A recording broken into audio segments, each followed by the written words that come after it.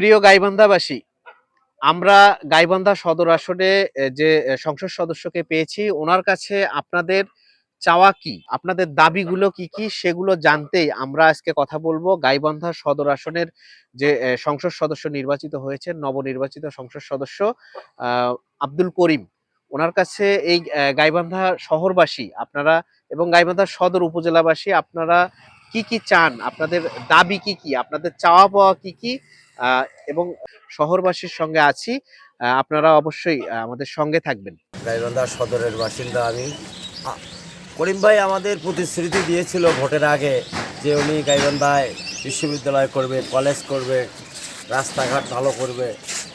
কিন্তু সবার আগে বর্তমান আমাদের গাইবান্ধা হাসপাতালের যে অবস্থা, এই রাস্তাঘাটগুলো ঝাড়ু দেওয়ার আগে এই হাসপাতালটি পরিষ্কার করা দরকার এবং হাসপাতালের যে কার্যক্রম চলতেছে, যে সিন্ডিকেট চলতেছে, এই সিন্ডিকেটকে বন্ধ করা দরকার। উনি আমাদের কাছে তো অনেক প্রতিশ্রুতিবদ্ধ এবং আমরা আশা করব যে উনি ওনার যে সমস্ত প্রতিশ্রুতিগুলো আমাদেরকে জনগণ, আমাদের গাইবান্ধাবাসীকে দিয়েছে, পৌরবাসীকে দিয়েছে, এগুলো যেন উনি সঠিকভাবে বাস্তবায়ন করে। আর গাইবান্ধা সদর হাসপাতালের যে বর্তমান অবস্থা, ওখানে যাওয়ার মতো কোনো পরিবেশ নেই। এই হাসপাতালটাই যেন উনি খুব সুন্দর করে আমরা যেতে পারি।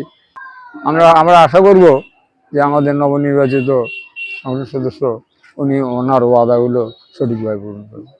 ইনশাল্লাহ এবার আমরা ভোট দিয়েছি খুব আনন্দের সহিত, এবং সেই আনন্দের সহিত আমরা মায়ের রমজান পালন করিতেছি। এবং আমাদের গাইবান্ধায় এবার জামাতে ইসলাম হয়েছে করিম সাহেব, উনি অনেক প্রতিশ্রুতি দিয়েছে, উনি ভালো ভালো কাজ করবে ইনশাল্লাহ। এবার সরকার খুব ভালো, এবং কোনো এমপি যদি দুর্নীতি করে আমাদের তারিখ দিয়ে কাউকে ছাড় দিবে না, এবং এমপিদের সেই হিসেবে জায়গা করবে। এবং করিম সাহেব যে সমস্ত প্রতিশ্রুতি দিয়েছে সব কাজেই উনি করবো, আমরা আশাবাদী ওনার কাছে আমরা এই সমস্ত কাজ আমরা পাবো। কিন্তু আগের এমপি মহাদের মতো এরকম এমপি না, এবং এরকম সরকারও না। আশাবাদী আমরা, সরকারও খুব ভালো, এমপি সাহেবও খুব ভালো, আমরা খুব খুশি। এমপি সাহেব করিম সাহেব উনি সংসদে যাই, আশা করি বসুক, তারপরে যা যা আশা আমাদের পাওনা আছে উনি আস্তে আস্তে দেবে। একবার তো তাল গাছ হওয়া যায় না, আস্তে আস্তে আস্তে আস্তে উনি সবারই আশা পূরণ করবো।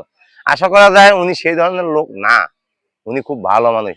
যেমন আমাদের গাইবান্ধায় একটা বিশ্ববিদ্যালয়ের দরকার, যেমন গাইবান্ধায় আমাদের সার কারখানা নাই, আমাদের বাইরে থেকে সার আনা লাগে। মাঝে মাঝে দেখতেছি অনেক ডিলারের ঘর বন্ধ, সার দিচ্ছে না, কৃষক ছুটাছুটি করে বেড়াচ্ছে। যাতে এই সারের জন্য এই প্রভাবটা না পড়ে এবং কৃষক যদি ভালো থাকে তাহলে দেশ ভালো থাকে। এই নবনির্বাচিত এমপি সাহেবের কাছে সাধারণ কৃষক এবং সাধারণ মানুষের দাবি, তারা যেন জমিতে সার পর্যাপ্ত পরিমাণ দিতে পারে, ডিলারের কাছ থেকে যেন পায়। এবং আমাদের উত্তরবঙ্গে যদি এই গাইবান্ধায় যদি একটা সারের কারখানা হয়, যদি একটা বিশ্ববিদ্যালয় হয় তাহলে আমাদের এই সাধারণ এই যারা ছাত্র আছে তারা আর বাইরে তাদের যেতে হবে না, আমাদের গাইবান্ধাবাসীর জন্য অনেক ভালো হবে।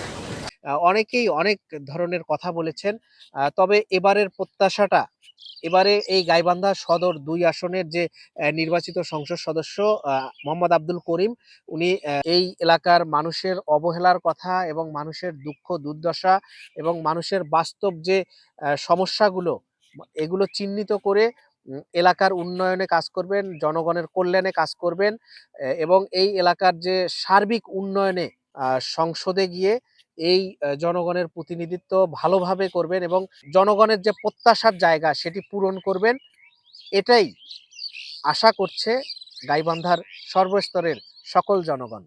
Shahjahan Siraj, voice of Gaibandha.